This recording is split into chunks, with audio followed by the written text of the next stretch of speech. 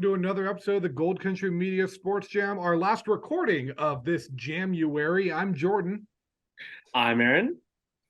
But All right, before we get into it, we got to ask, if you could have any superpower, what would it be? Flying has to be flying. I love that. I mean, you just see the world in a whole different kind of way. I've always thought, like, if when we pass away, if reincarnation's a thing, I'd love to be a kind of a bird, because that'd be really cool to just fly around and see the world in a different way. I've always thought that'd be cool. All right, I like it. Matt, what about you? well, super strong would kind of be fun. But I think can I don't know I'm forgetting the word for this, but it's like if I could just like snap my fingers and be somewhere else, is that a Oh, superpower? like teleportation? Transport, Yeah, yeah. like without having to fly, can I just boom be on the East Coast, like so. So what's funny is I actually was leaning teleportation too, just because I'm like, it's like, cool, I want to go to Paris, boom, or like, oh, World Cup final is today. We're running late for the game. Boom. I'm just gonna teleport over there. But since you took that one, I think I'm gonna say you know, I'll either do a super basic one of every time I reach into my pocket, I can pull out $100 bill. I think that'd be a cool, like a different, you're at the grocery store, hey, $200, just reach in your pocket twice, boom, groceries paid for. Behind on rent, you're gonna look kind of weird just reaching in your pocket like 10 times, but hey, you know. So I don't know. I think that'd be kind of a fun one to have. But You have big dreams about Paris. I just like, hey, I want to be at work right now. Boom. Hey, I want to be home right now. I'd Boom. sleep in way more. Like high school football games, you don't have to deal with parking anymore. Just teleport, boom, I'm on the sideline. I'm kind of with this, Matt. You're onto something. It's not that I hate driving, but it's just a pain in the ass. Not to mention, if you needed the money thing, hey, boom, teleport to a bank vault, grab a few bucks, boom, teleport out. Just kidding. We don't condone supervillains on this show. But what we do condone is high school sports, and we had a lot of that this week. A lot of big games were in the last, I guess, 2 weeks of the regular season for sports, and we have some really close league races going on right now. We'll get into all that. Aaron, let's start with you. Where were you at this week for the first half of the week? So before I get into that, I got to say that I don't know if you guys knew this, but the show turns 25 today. So we're a quarter century there to 100. So 25, that's an accomplishment. We're happy to still be doing this for all you guys. But yeah, getting into where I was at last week. Monday, I was at Lincoln as the girls basketball team faced Ponderosa in a battle for first place in the FVL.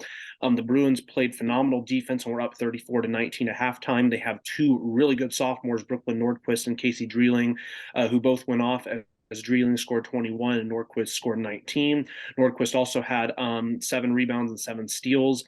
Katie Leith for Lincoln played well, and Maya Hodge stepped up in the second half, but it just wasn't enough. Lady Zebras suffered their first league loss since the 2019-20 season. They're now going to have to beat Pondo and Shingle Springs next Tuesday to get at least a share of the league title. So that was how Monday went. And then Tuesday, I was at Wood Creek as the boys soccer team faced Antelope. Timberwolves, they're kind of struggling this year, didn't muster a lot of offense until late in the first half and only had 5 shots on goal, losing 3-0. Their best chance came right at the end of the first half with a penalty that was saved. Wood Creek did go on to beat River Valley 2-0 on Friday, and they're tied for 4th with Roseville. And then I'll get into Wednesday, and then I'll pass it over. Wednesday, I was back at Lincoln announcing again as the boys team faced West Park in a battle for second place in the FVL. The Zebras nearly had all 5 starters in double figures. Ethan Nelson really stepped up with 4 3-pointers and led with 15 points. Benny Jomo had 14, and he passed 1,000 career points and had 2 monster throwdowns in the first quarter. Zebras won 65-52, limited the 6'10 junior Talos Toure of West Park to 7 points. Panthers had 5 players out in the game, including freshman Jaden Jackson and Andre Anderson. Brooklyn Galavies led with 15 points. Zebras went on to beat Nevada Union on Friday on homecoming night. So, the FVL race is really shaping up to be pretty exciting as we get down the stretch. Yeah, definitely. It's I'll have my my little input on that too. It's a tough race, and I mean, there's really that log. Ponderosa seems to have separated from the herd, but there's that log jam at 2, 3, and 4, and it's going to go really down to the wire. These next 2 weeks are going to tell us a lot, and we have some games coming up this week that are going to be big into that. 100%. Matt, thrown over to you. I know you have some tight league races going on, and you were at some big games too. I guess, where were you at for the first half of your coverage last week? Hey, well, Wednesday was not a late game actually, but it was this is the Lago girls basketball at Oak Ridge. They had played back in December, and Oak Ridge won a 3-point shot. So I wanted to check out the rematch to see if this game would be any closer or different. This was a crazy game. I mean, this is you guys got to hear this. Vista won 47-40, so they pretty much well. Just listen to the stats. Okay, so Vista went almost 2 full quarters without a field goal. They 63 seconds shy of 2 full quarters without a field goal, and they only lost 4 points on the lead. They were up by 3 at the end of the first quarter, and when they scored again with 1:03 to go in the third quarter, they were down by 1. So that tells you how good their defense was. But Vista only made 7 shots from the field the entire game, but they were 30 for 38 from the foul line, and they won 47-40. So you don't see too many teams shoot that many free throws, but you don't see two teams make. I mean, they shot well. I mean, I think that's like 74% or something like that. But anyway, I think Oak Ridge had 15 field goals, but they were only 7 from 10 from the foul line. So it was obviously a low scoring game, a lot of turnovers, a lot of missed shots, and a lot of good defense. But Vista avenged that loss, and Ella Skirnaz had 29 points for the Eagles to lead the way there. So that was just a crazy low scoring game. And that was the only basketball game I saw last week. Everything else was soccer. Thursday, I went to Del Campo to see Vista boys play there. That was the only game on my schedule. So I went. In fact, when I got there, Vista coach Grant Tyler was like, "What are you doing in this game?" Because Del Campo is not usually I only go to the when they're playing the top team. But anyway, Vista won the game 1-0 on a goal by Ryan Anderson, assisted by James Shaw. Tyler wasn't. He's happy to get the win, but he wasn't necessarily happy with how his team played. It's a team he felt they should have put away early. They had chances, they didn't, and he said that the rest of the game, we're left, playing frantically because we didn't score when we had our chances. And you guys cover soccer long enough, you understand how that works. But they held on for the 1-0 win, and kept pace in the Capital Athletic League. And then I can talk about Thursday, Friday, and Saturday later. Friday and Saturday later. Sorry. No worries. So I got to ask, with the only 7 made field goals though, were they missing? Were they just blatantly missing these shots, or were they missed shots because they were getting fouled in the process? No, I think they were just missed shots. I mean, and they only had 2 people. Ella Skirnaz made 6 of those field goals, and then at the game was tied at the end of the first quarter, and Charlize Kai, I think I pronounced that right. She hit a 3-pointer at the end of the first quarter. She's the only 2 players on her team made baskets in the game. So did the score sheet just look like Morse code? Like, was it just dot slash dot? Like, what was going on with that? It's just, it was a lot of, my score sheet's different than theirs, but their scorekeeper even wrote down like 30 out of 38, like in big bold letters, because I guess, Marty Benjamin said that's the most free throws we've ever shot in a game since he's been there, and the most they've ever made. And after the game, Steve White, Oak Ridge coach, wasn't happy with how they played, and I think he was really upset. So he took the blame himself. He just told me, he goes, it starts at the top. I got to do a better job of preparing the girls. And then at the very end, he goes, and maybe we probably shouldn't send them to the line 38 times. So let's go. Yeah. Well, hey, I mean, an impressive performance from the free throw. They got their free throws. We got their free throw practice in that night. Yeah. Hey, they say if you don't make your free throws, you're not going to win a lot of games, and that held true there. Yeah. Wednesday night, I was at a game that it was very physical, but not very many free throws. That was the start of my week. It was Colfax and Wheatland boys basketball. Now, this one was an interesting one in the PVL. Colfax came in at 7-10, 2-5 in PVL play. Wheatland was 2-18 and 0-7 in the PVL. So, kind of a tough thing. But, as Aaron, I kind of told you this before with Wheatland in football, as I said that they're probably the best. Their football team went 0-10. I said they might be the best 0-10 team I've ever seen. I mean, they're gritty. They fight hard. They play to the whistle. Like they go after it. And that basketball team is the exact same. They were gritty. They fought. I mean, Colfax ended up winning the game 56-33. They were spoiling the senior night festivities, but it never felt like the game was that big of a gap. Wheatland was, they were sticking in it. Almost like the lead Colfax built in that game, it happened very, methodically. Like Wheatland was right there on their heels, and then Colfax would just go on a little run where Wheatland just wasn't hitting shots and Colfax was, and that's kind of how the lead built. But Colfax now, I mean, Charlie Satterley and Carson Lynch, both of them had 11 for Colfax. Satterley, the senior for Colfax. Lynch is actually a freshman. That was just his 4th varsity game. He got pulled up. Wheatland's student section was fantastic. They were loud all night. They really were frustrating Colfax. I mean, they were getting in their head, stuff like that. It was a big one. And now, here's where that one is really interesting, though, is, Colfax Wheatland at face value, you're thinking not much, but Colfax took care of business against Lyndhurst on Friday. And now, if you look at the PVL, the top 3 teams are guaranteed to make the playoffs. And then it's the top 15 ranked teams outside of that in the Max Preps rankings. And if you look at the PVL right now in basketball, the numbers, apparently I got an ad on Max Prep, so we're going to go off that screen for a second on the rankings. But if you look at the PVL basketball standings, Marysville, 12 Bridges are number 1 and 2. And then you have Sutter in 3rd at 5-4, Bear River in 4th at 5-4, Center in 5th at 4-5, and Colfax in 6th at 4-5. And if you look at the schedule for Colfax left, I mean, they control their own destiny. If you really look at it, they've got, if we're looking, the schedule's loading up here. I guess dead air time is making for some great radio or great. I was just going to say, while it's loading up, I'll get into it a little later, but I'm going to be at a game that's going to have probably some implications on some of those rankings.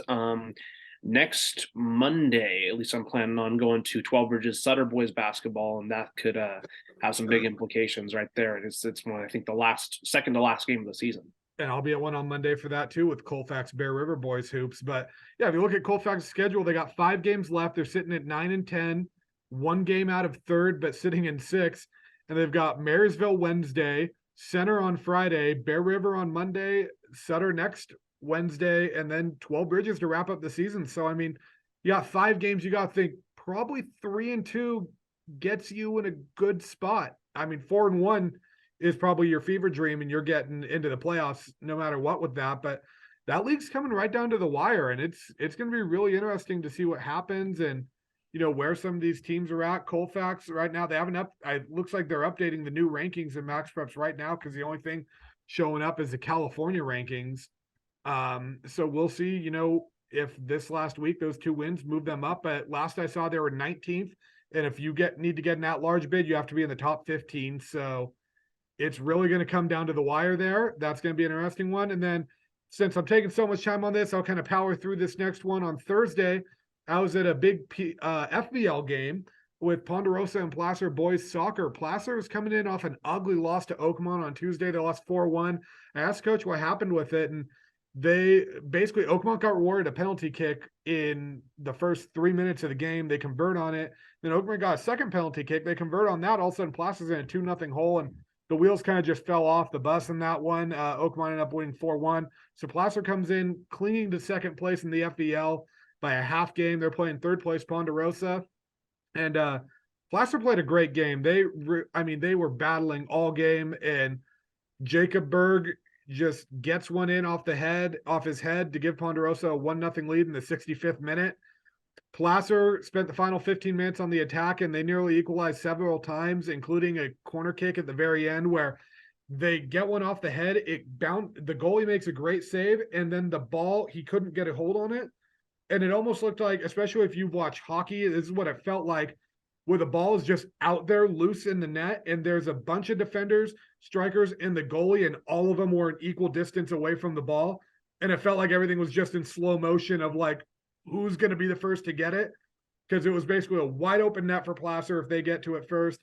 And if Ponderosa gets to it first, they clear the ball, and, game was over.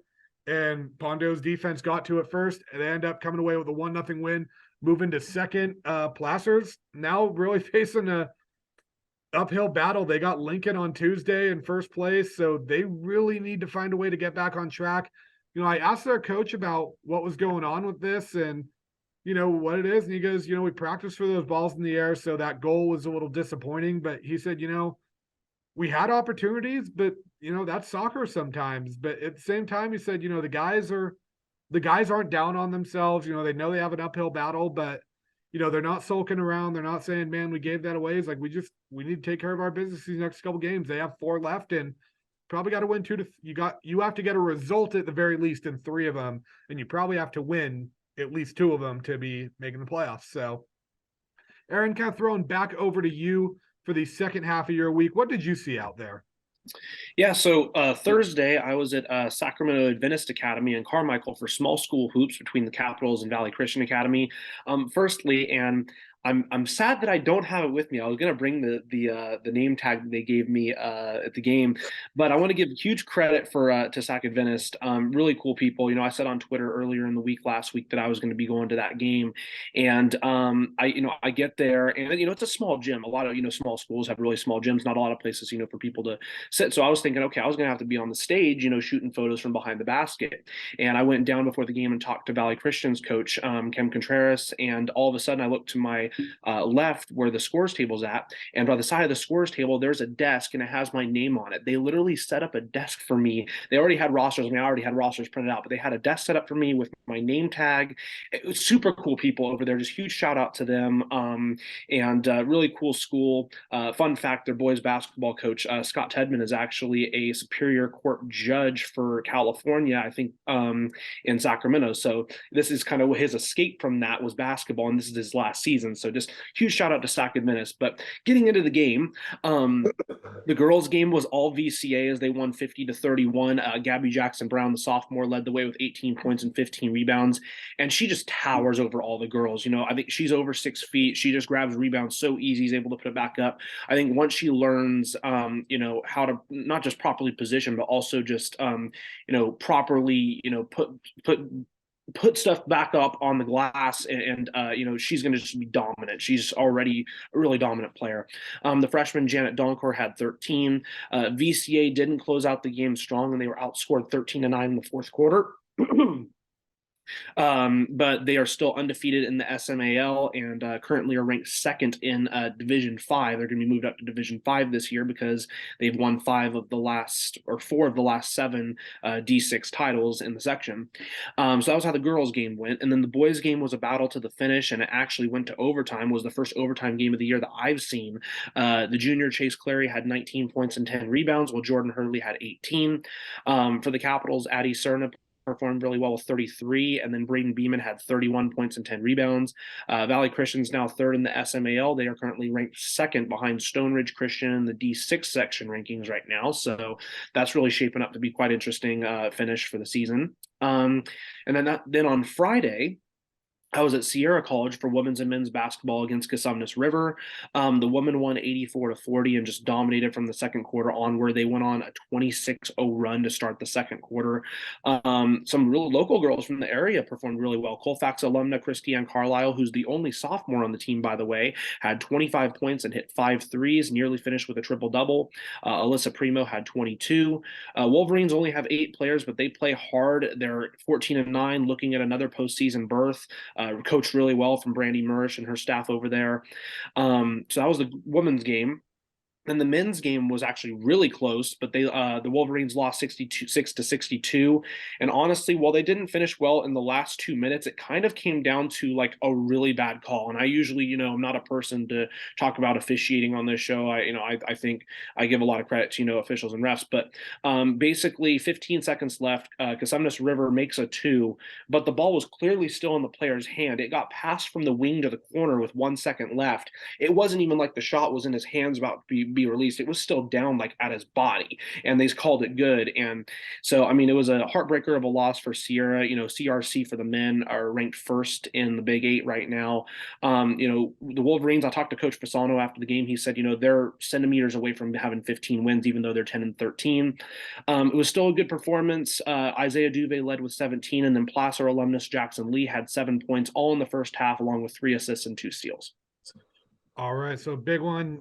It's tough when a game comes down to that, especially, I don't like calling out officiating, but I'm in the same boat as you when, a bad call is still a bad call. I just always tell people that, when people complain about the officiating, especially at the high school level, I always remind them, refs in the NFL aren't perfect, as a lot of us saw on this last weekend with, some of the, especially that second game yesterday. But at the same time, I'm like, if these refs aren't perfect, how are we going to sit here and expect these high school refs to be perfect? And what's funny is I found more iffy calls that parents get really upset about at the freshman JV levels. And that's where I really laugh, because I'm like, how are you expecting the JV high school ref to be perfect, but you know, when the pros aren't even getting it right? Right. And I mean, and the point too to make is, obviously, you still play through that and you have to play better. I mean, and the Wolverines could have played better. I talked to Fasano and he said, I kind of blame myself because we could have ran better press break in the last 2-3 minutes. The Wolverines had the lead until about the 2:30 mark or so. And then, CRC took the lead and, Wolverines did miss a few shots down the stretch. So yeah, they definitely could have played better. It's just, whenever you look back in retrospect at something like that, of course, that's going to be a bigger story than anything, as you'll see in a lot of different games. Definitely.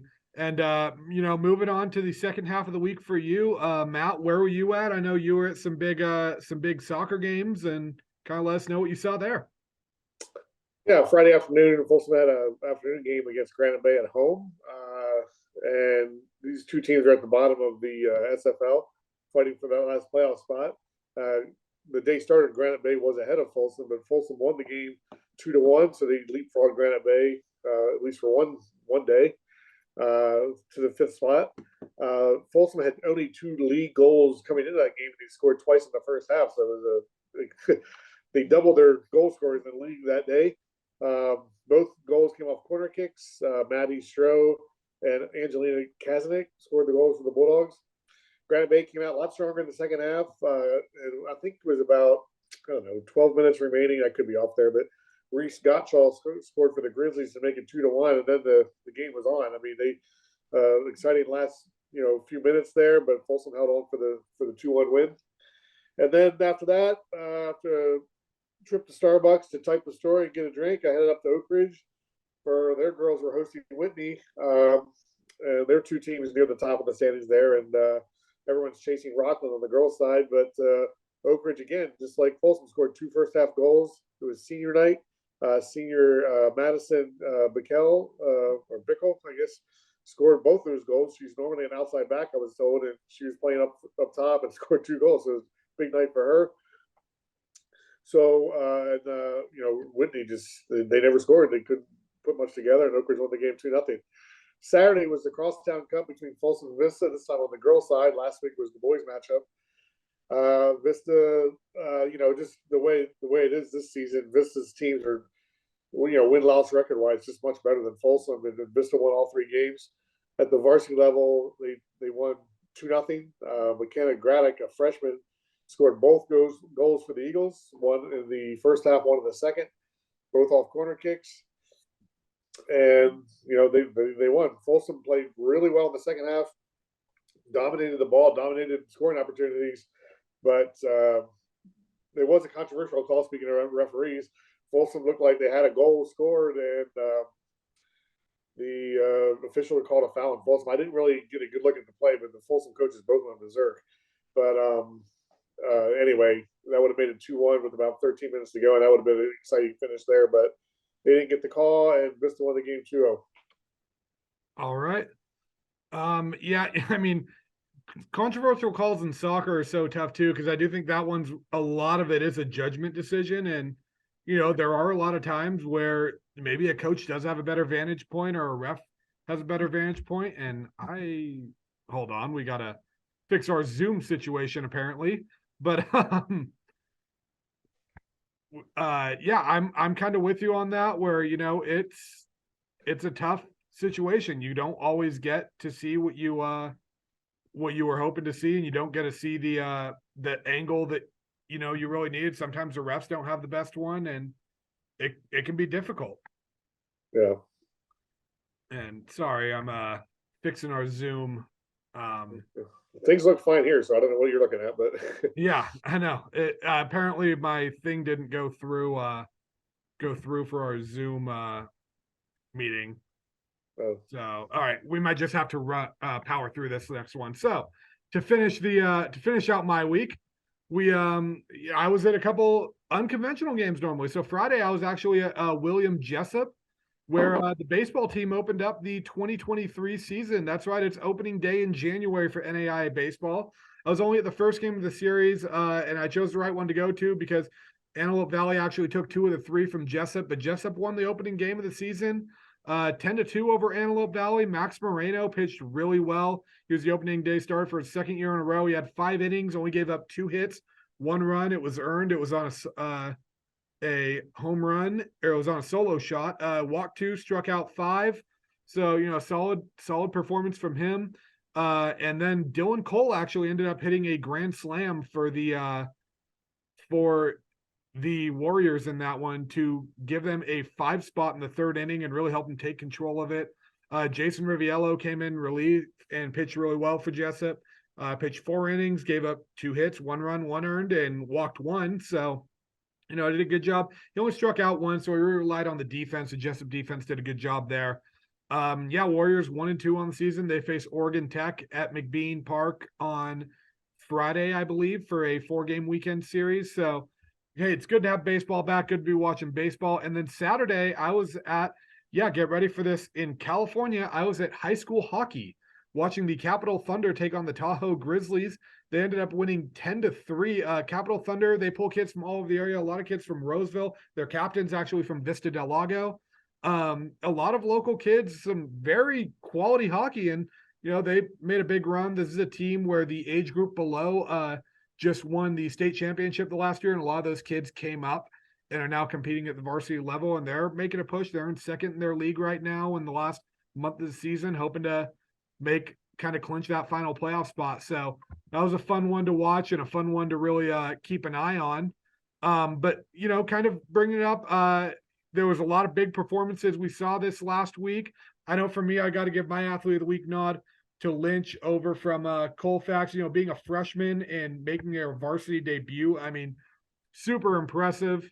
I asked him about it, and he said, it took maybe a couple quarters to adjust how physical the varsity game is.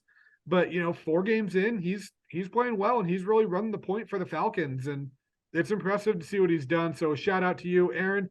Over to you. Who's the best athlete you saw this week? Yeah, so for Lincoln, my athlete of the week is going to be Kelsey Curlin, the 12 Bridges girls goalkeeper for the girls team. She has 6 clean sheets in a row. Coach Quiros said, she's a leader all game long, makes everyone play more relaxed. So I'm giving the nod to her this week. A couple others, Maya Hodge once again had a great week, 36 points, 8 assists in a 80-27 win over Nevada Union. And then also wanted to shout out the Lincoln wrestling team for being the Sac Joaquin Section D4 boys wrestling runners-up in team duels this past weekend. I believe that was down in Lodi. South Placer athlete of the week is going to be Ryan Nair from Wood Creek girls basketball. She had 28 points in a win over Yuba City. Lalana Madrid of Roseville, once again, she played good. She had 28 in a win over Bella Vista. While they lost to Intercom, she had 12 points against them. So those are some of my impressive performances of the week. All right. I like it. And Matt, over to you. I know you had some big ones over there and some big games. What'd you see? Well, I just spoke about her. McKenna Gradick, 2 goals for Vista in the 2-0 win over Folsom in the Crosstown Cup. Vista has 7 freshmen on the team. She's one of them. They've all really played. They've all played well this year, and she's played well. Those 2 goals just adds to her already solid season. They have a bright future ahead of them, and so McKenna Gradick is my athlete of the week. All right, I like it, and we've got another big week coming up. Aaron, let's start with you. Where are you going to be at this week? Yeah, so Tuesday I'll be at Lincoln for the boys soccer game against Placer, and the Zebras can actually clinch the league title with a win and a Ponderosa tie or a loss. The Zebras have yet to lose a game this season and are, in my opinion, a top 5 team in the section. I think the section has them 9th. I wouldn't be surprised to beat a couple teams ahead of them right now with how they've been playing. They've outscored teams 51-4. Zach Giles has 19 goals. Robbie Lloyd has 18. I expect them to win. I don't think it's going to be by as much as they did in Auburn, especially especially since Placer's fighting for their playoff life right now. But I'm going to say Lincoln wins 4-1 in that one. Wednesday, I'll be at Whitney for a huge boys basketball game against Del Oro. The teams are 1-1 against each other this season, with Del Oro barely winning at the Les Curry Invitational and Whitney barely winning in overtime in Loomis in league play. Del Oro's 3-3, tied for second in league. Whitney's 2-4, trying to get back in the chase for second. This should be a great game. I'm going to roll with the Golden Eagles, though, 63-59, and I'm going to give it an extra prediction and say Caden Pennick with 24, the leading scorer. Thursday, I actually believe I'm going to be at two events. First at 4:30, I'm going to be probably traveling up 65 to Marysville for 12 Bridges' final regular season girls soccer game. The Rhinos beat them 7-0 last time, and I'm expecting more of the same. Let's go 6-0 for this one. And the reason I say maybe is because I'd like to go at 7 p.m. to go announce and cover the girls basketball game at Lincoln against Oakmont. The Zebras easily beat Oakmont and Roseville last time they played, and I expect more of the same here. And then Friday, I've got a couple of choices. I'll either be at Whitney versus Rockland girls soccer, Roseville at Wood Creek girls soccer, or I'll be back at Lincoln announcing a game against Oakmont for their senior night for boys basketball. So stay tuned to see what I choose. All right, I like it. Keep us on our heels for it a little bit. Matt, what about you? Where are you going to be this week? Yeah, I think Wednesday I'm going to go to Oak Ridge. The boys are playing Granite Bay, and those teams always have a tough. Well, those games are always close between those two teams. The last time they played Granite Bay, won by 6. But I think that's where I'll be Wednesday. Thursday, again, only one game on my schedule. Capital Christian boys soccer at Vista. I may watch that one on the internet. I don't know, it depends. But I'll watch that either way, whether I'm in person or not. Friday, Vista girls basketball rematch with Christian Brothers. Last time they played, I mean, they're the two best teams in the league. Vista got by the first time, and this game will be down at Christian Brothers, so it's going to be a tough place to win. So we'll see what happens there. And then next Monday, Vista boys basketball is at El Camino, and I'll be going to that game. All right, some big ones. For me this week, I'll be getting a lot of Lincoln action somehow, even though I'm the Auburn Journal person. Monday, I'll be at, or tonight, I guess, I'll be at Placer at Lincoln girls soccer. This should be a really good one. Two teams fighting for positioning in the FVL. Placer's hanging on to third by, I guess, kind of a thread, maybe a little more than a thread. Lincoln's in fourth. Placer won the first match in Auburn 2-1. I think Placer has a 1.5 game lead on Lincoln right now, so it's going to be a big one. I think I'll predict a draw on this. I'm going to say 1-1 in this one. Tuesday night, I'm going to be at Colfax 12 Bridges boys soccer. Both teams are tied for third in the in the PVL at 7-4-1 in league play. Colfax took the first match at home. I think this one's going to be a close one, but I'm going to give the Falcons a nod in this. I'm going to say 1-0 again. Wednesday, I'm going to be at Placer Lincoln boys hoops. I'm excited for this. It should come down to the wire, as most FBL games have. Lincoln's sitting in second right now at 4-2 in league. Placer's in fourth at 3-3 in that log jam. Placer took the first one. They need a win here badly. Given that it's up at the Earl Crab, I'm going to give the Hillman the nod in this one. And that should just about do it for this episode of the Sports Jam. Before we get going, does anyone have anything they want to add? I'm good. Nope, nothing to say. All right. Well, thank you guys for tuning in to our 25th episode spectacular. I've been Jordan. I've been Aaron. I'm Matt. We'll see you next time.